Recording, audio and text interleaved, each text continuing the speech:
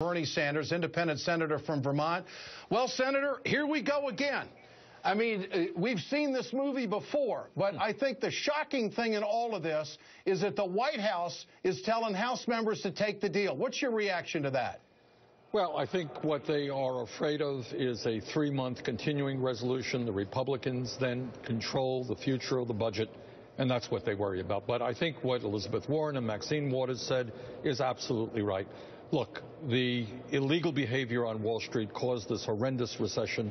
To deregulate again, to force the taxpayers to have to protect these wild speculations makes zero sense to me. That provision has got to go out. But, Ed, let me also tell you, there are other aspects of this bill which are equally bad.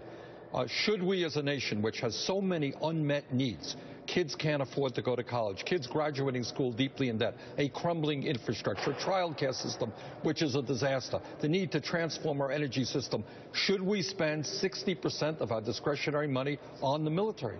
In that bill is about $600 billion for the military and laying the groundwork for never-ending wars in the Middle East. Furthermore, we bailed out Wall Street. You made that point.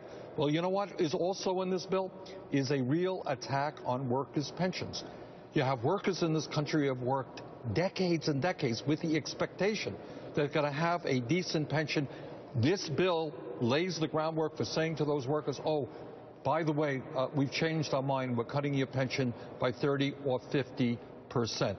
So, I understand it's hard. The Republicans are half the people negotiating, and they want to protect Wall Street and they want to protect the rich. It's true. But I think we can do better than the agreement that we presently have. Let's say it passes in the House, Senator. Where is it in the Senate? The Democrats have the majority. The president wants the budget. Would there be enough Democrats to say no to this?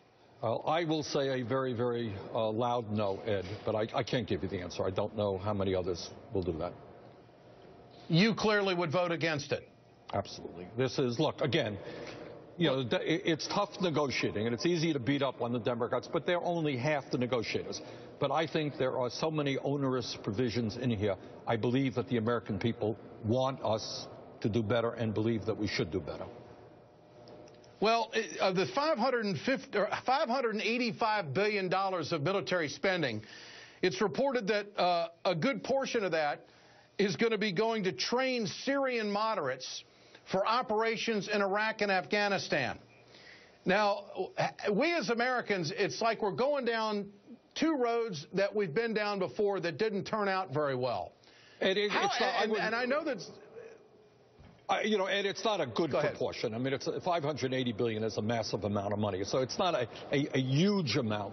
But what it does is lays the predicate for us to be continuously involved, forever it seems to me, for a never-ending period in these bloody wars in the Middle East.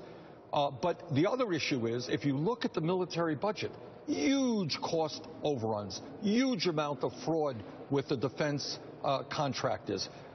We need a strong defense. We need a strong National Guard. Yeah. But I don't think we need to spend close to $600 billion. We're spending almost as much as the rest of the world combined.